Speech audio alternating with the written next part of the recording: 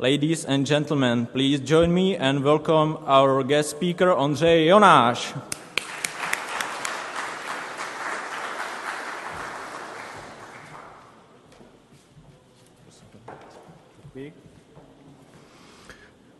Thank you very much. Good afternoon. Despite the weather, some of you decided to show up this afternoon, which is very nice. I'm delighted to be here. I must say that I was quite impressed with the invitation from an organization called Students for Liberty. I didn't know that there was such a thing in the Czech Republic, and so now I am a little bit smarter. Some of you may have been to the United States. Most Europeans are quite surprised that there is not a single US license plate.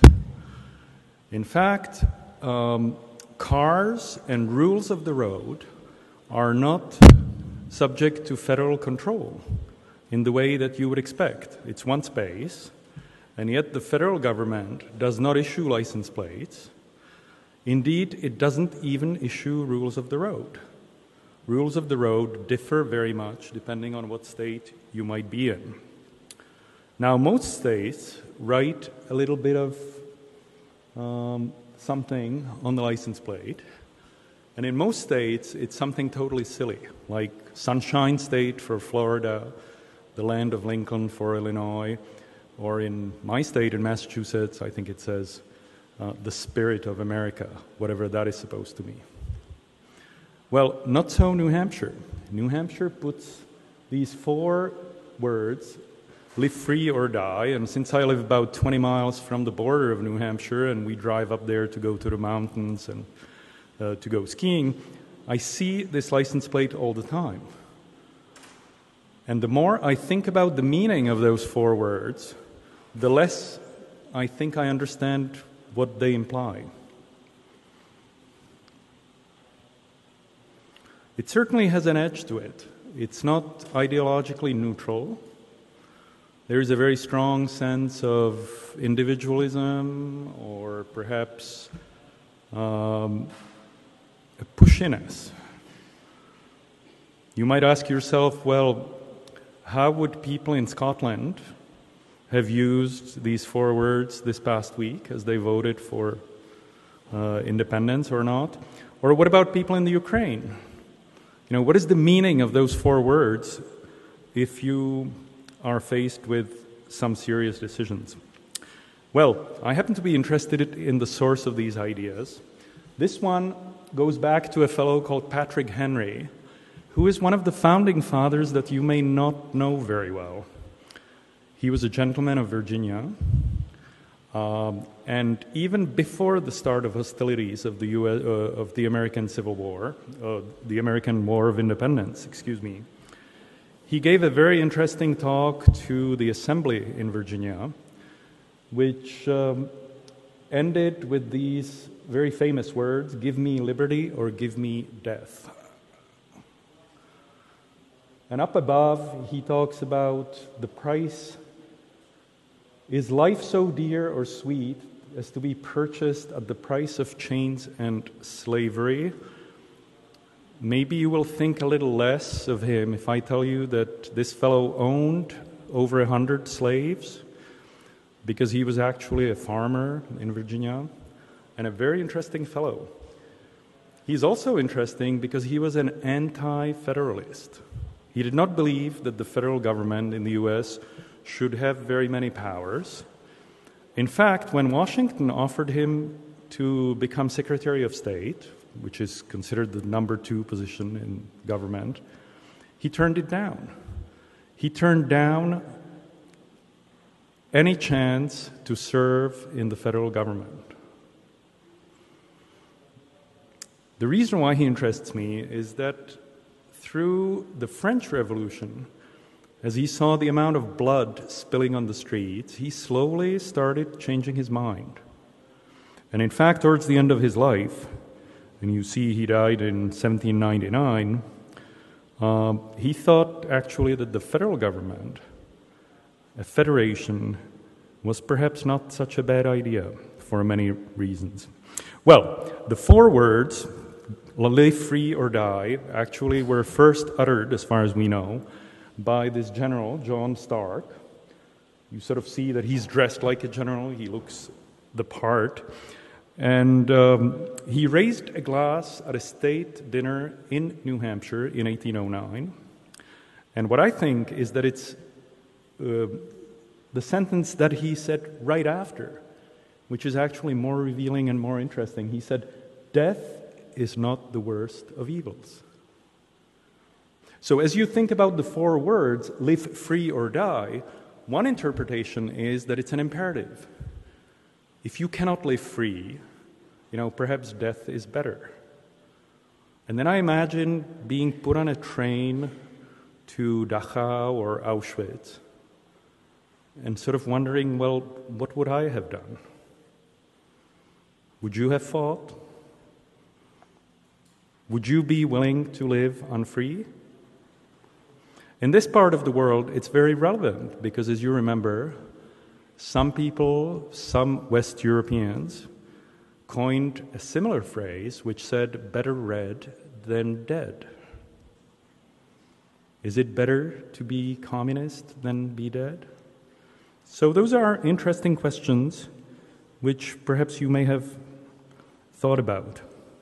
Well, then there was a fellow in New Hampshire who decided to put on his license plate, and this, I should explain, in the US, for a very modest amount of money, you can put on your license plate whatever nobody else has yet. So people put ski and sea, or, name of their best friend or something. Well, this fellow decided to put this rather incendiary statement, cops lie. And I assume everybody knows that cops is sort of short for policemen. So imagine driving around with a car that says cops lie. Well, New Hampshire didn't like it very much. In fact, they sued him and they said, well, this is not something that you're allowed to advocate, to broadcast to the general public. And so this case actually has not been decided by the Supreme Court. He appealed. The US Supreme Court is about to rule on this.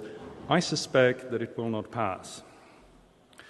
What did pass is that a number of religious sects, Jehovah's Witnesses and Quakers, said, wait a minute, this dying business, we're against that. We don't want to kill anyone.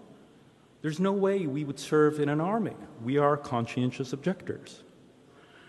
So they took a piece of tape and taped over the word or die.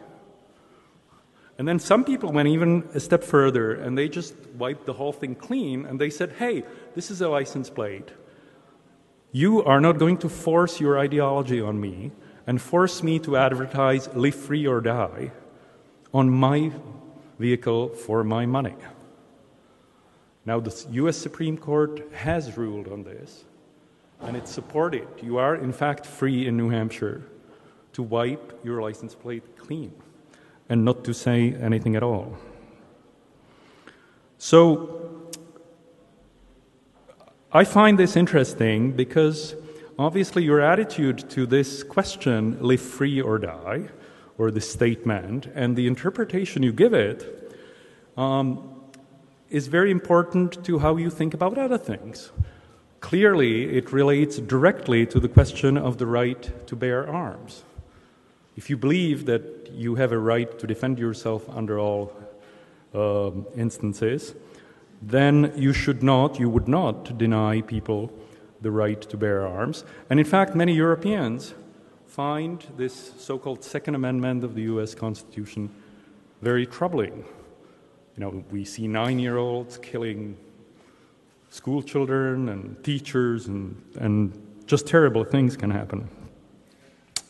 Well, then consider the case of the state of Washington, D.C., the District of Columbia, which, in case if you don't know, this is the 10-mile square, which sits between Maryland and Virginia. It was part of a very interesting compromise historically. But basically the idea was to set aside land for the federal government. Because 200 years ago, it was a big deal. States and state rights were very much in everybody's mind.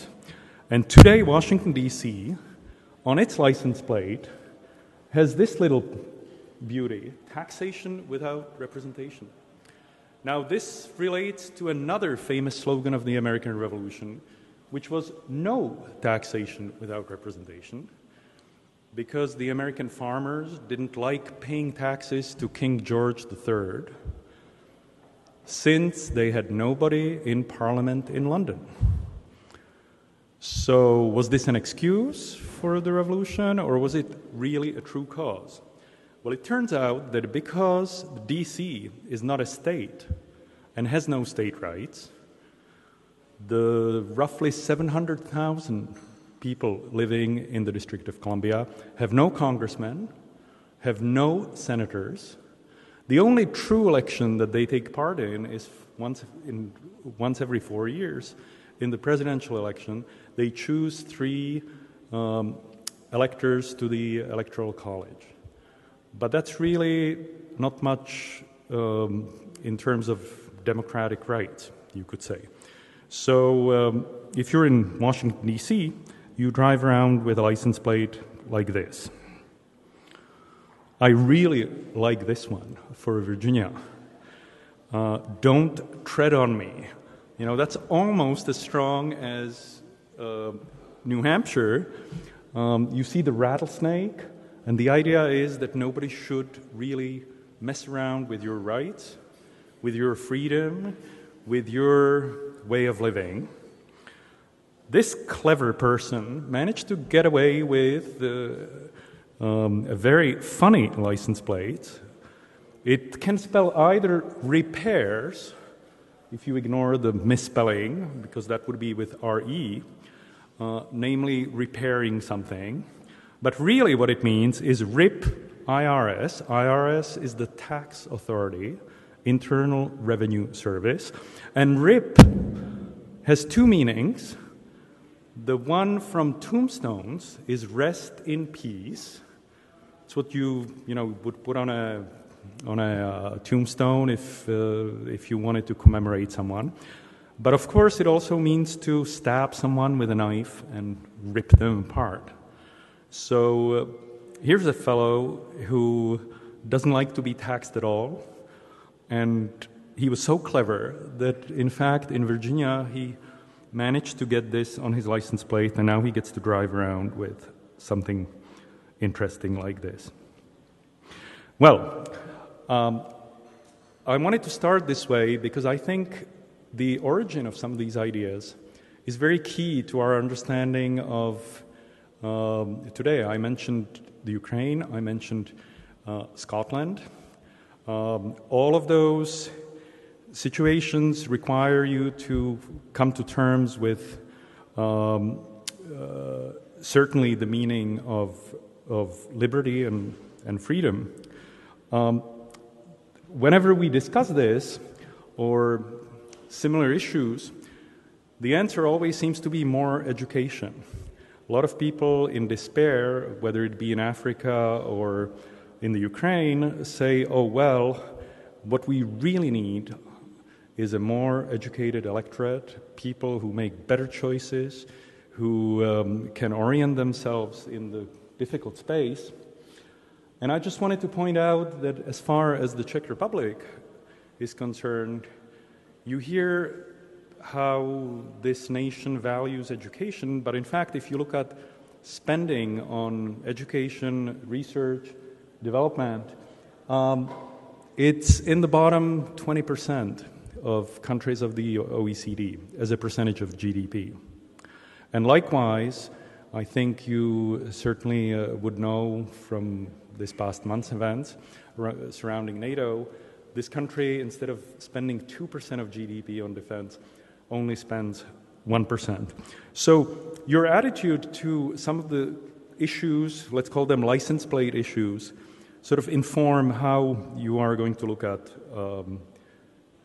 the choices that society makes in these 2 key areas, namely education and defense. So if we look quickly at the situation in the Czech Republic, what I propose to do is to look at GDP per person per day, because that makes big numbers suddenly seem more relevant, something that you can get a grip on. It turns out that if you look up the numbers, and the Czech National Bank is a very good source, the Czech GDP is 3,800 billion crowns. You divide it by 10.5 million people and divide that by 365. And lo and behold, you get roughly $1,000 a day per person, which sounds like a lot of money until you look up the same figure for the original European countries and realize that there it's 109 euros. So really, I've tried to make the area roughly in proportion, and here what I'm using is the parity of the exchange rate instead of parity of what's called the purchasing power parity, which inflates the Czech average a little more. Why? Because housing is cheaper, but on average apartments are smaller, education is free, medical care is free, but the question is how you would compare them. I'll leave that up to you. Now, some people worry a great deal about convergence, about the likelihood of catching up. This seems to be the politically correct way of talking about these. The idea that a poor region or eastern part of Europe is supposed to catch up with the rest. And there's a great deal of literature of how fast that can happen. We have interesting historical precedents. For instance, after the Civil War in the United States, the South went from being roughly 80% GDP of the North to half, to roughly 40% of GDP. And it has taken over 100 years to slowly climb up to today's 92-93% of the North. So it tends to take a long time. In Europe, you do have regional differences, southern Italy, northern Italy. Again, the central government trying to redistribute a lot of money and bring up some of the poorer parts to the average. If you look at the dynamics, here's a very nice slide which Jan Švejnar and his colleague put together. And it's an attempt to look at the years 1995 to 2012. And in particular, to split those years into three periods, because during 2002 to 2007, which is what we today call the bubble. You may remember that there was a financial bubble, real estate was inflating, money was cheap and free, and growth was being purchased at the cost of a lot of debt. So obviously it does show up in the graph.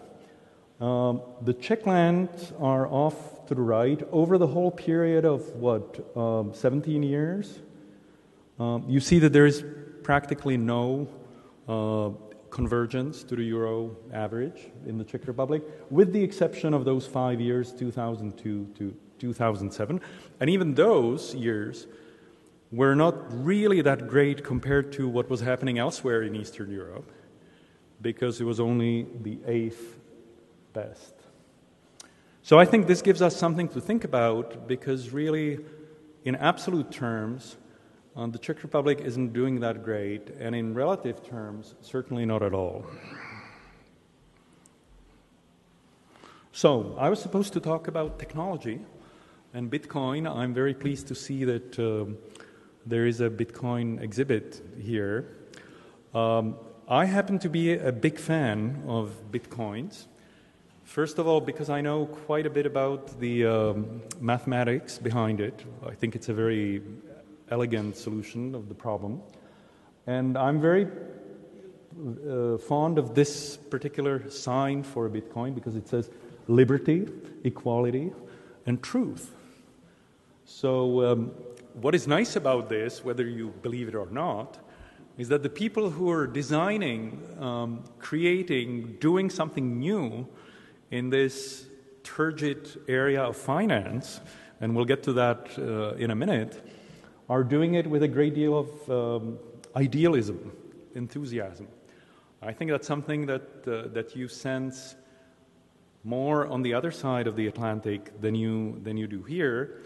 But if I accepted today's invitation, it is because I had a sense that perhaps this organization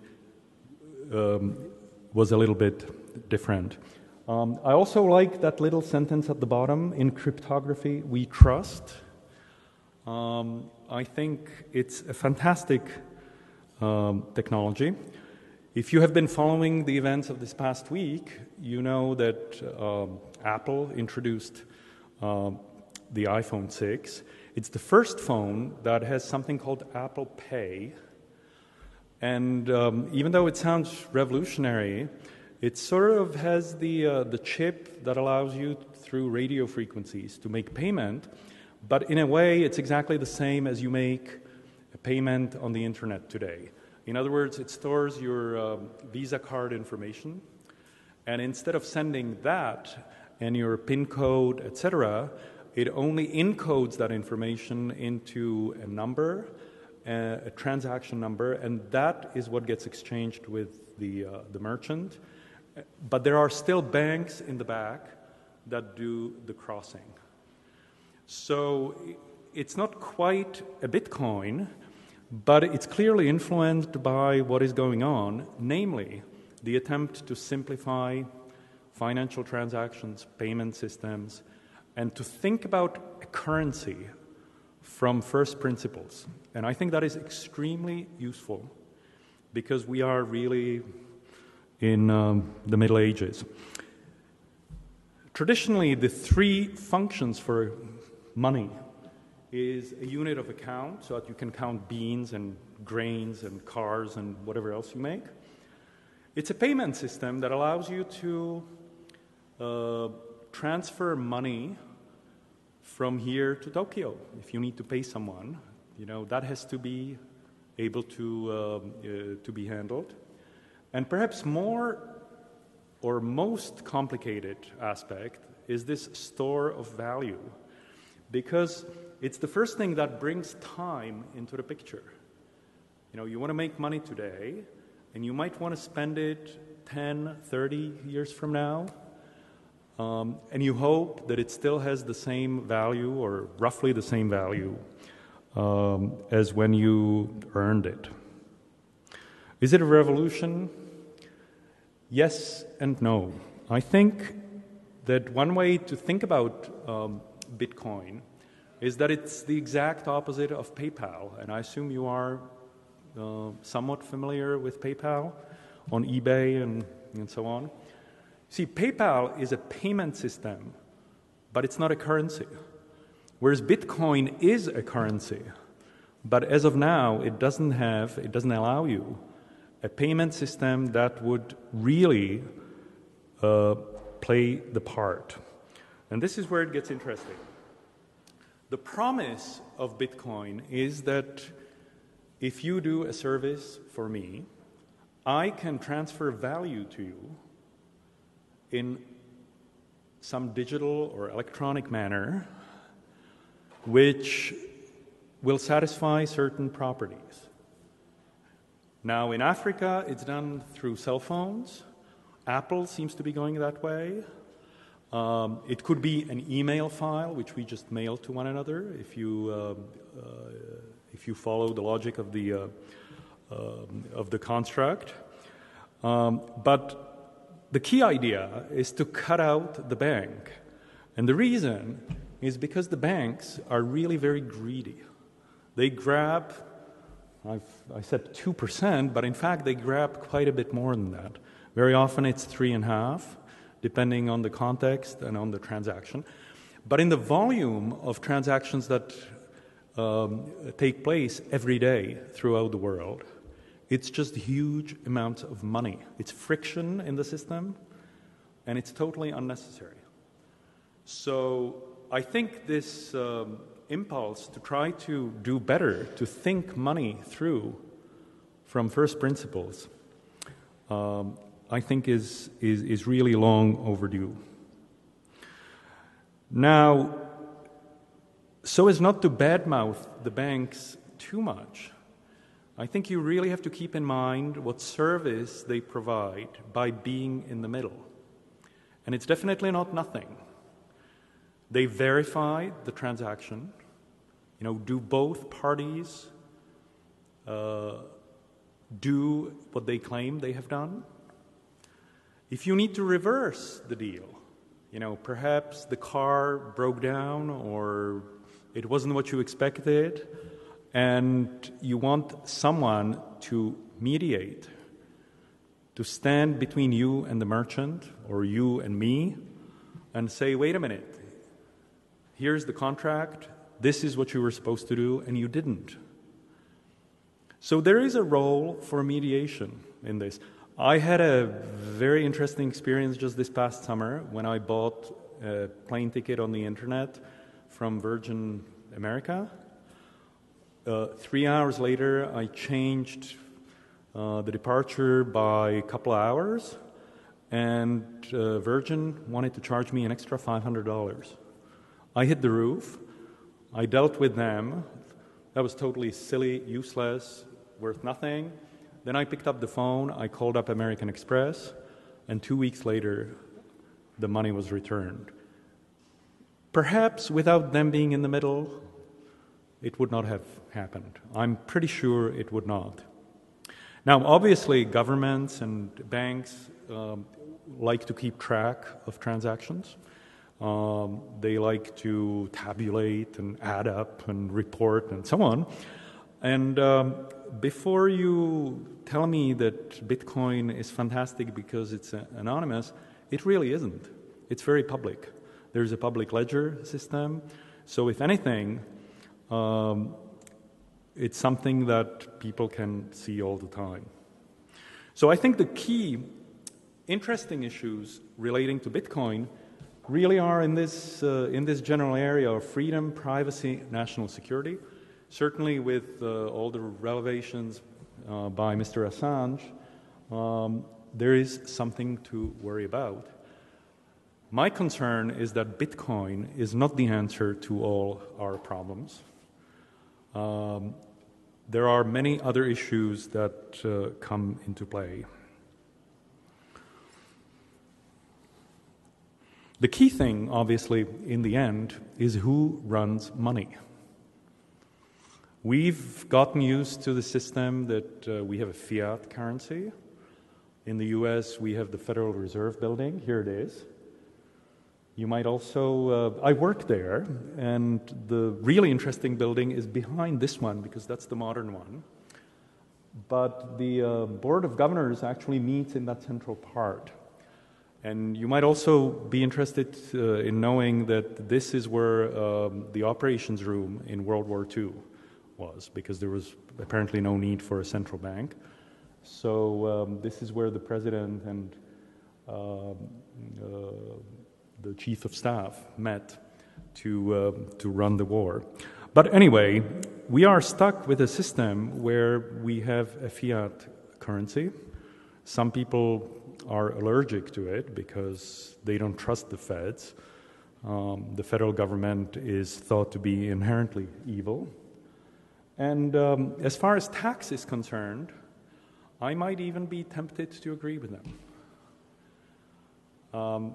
I was absolutely outraged when the present Czech government raised the minimum wage a couple of weeks ago because the unemployment rate that we have, especially among your age group, people between 20 and 30, and in Spain it's perhaps worse, in Greece it's worse, but whenever you have 25 or 50% unemployment in those people who are just starting out in their lives? My answer is, don't tax them at all. What is taxation? You can view it as confiscation. It's somebody telling you that they can spend your earned money better than you can. Do you believe that? Now, maybe some things, yes, I agree. Civilization is worth paying for, and justice and defense and all those sorts of good things. But in some ways, the question of taxation is really key in public policy, because it is where redistribution takes place, where trade-offs are made, where decisions about investment and research and development have to be faced. But if you're spending over 2/3 of your budget on Social Security and pensions and all those things which nobody likes to touch, then it becomes very difficult, and you get into the bottom right trap of increasing debt. I just thought I would put up some nice quotes with regards to taxation. My favorite are the bottom two. You will notice that that's John Maynard Keynes at the bottom there, who says, "The avoidance of taxes is the only intellectual pursuit that still carries any reward." And the really nice one is a Morgan Stanley advertisement, is yes, you must pay taxes, but there's no law that says you got to leave a tip. So I don't want to be accused of being an anarchist and saying you should never pay taxes. No, certainly not. But not more than the law says that you have to.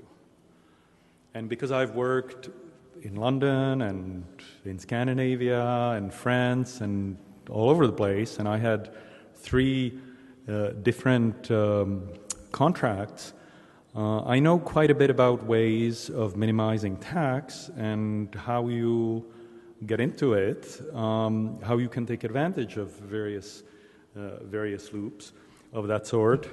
And because I'm close to being an anarchist, I sort of think that that's not always a bad idea. But anyway, maybe we can talk about that a little bit later.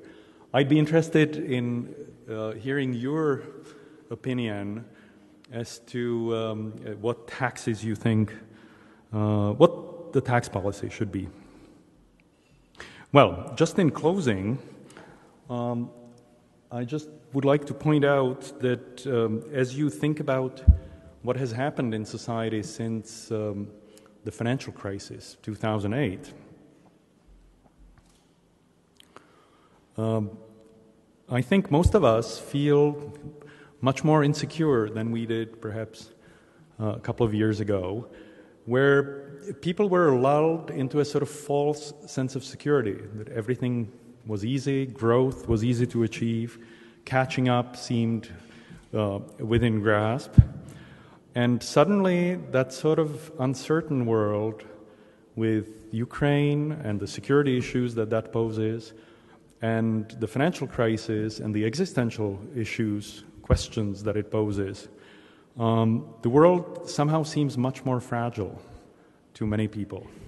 And I wonder if you would agree with that.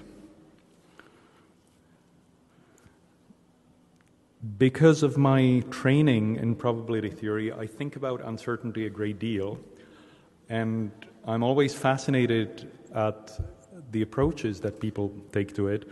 And I think as we look to the past, we sort of tend to estimate that or think that everything happened the way it had to happen. We don't allow for uncertainty, for the possibility that things could have turned very differently. And as a result, I think we totally underestimate the likelihood of future surprise, the sort of black swan, if that's a term that you've come across. So you really have to be a little more awake, more alert, and perhaps watch what's happening around you. And the final thought I would leave you with is that there's really no future. There are very many unknown problems that will pop up. And they will totally surprise us. And the thing that interests me is the basic components of our belief, such as live free or die, or don't tread on me, and the extent to which they inform our attitudes to some of these questions today. Thank you very much.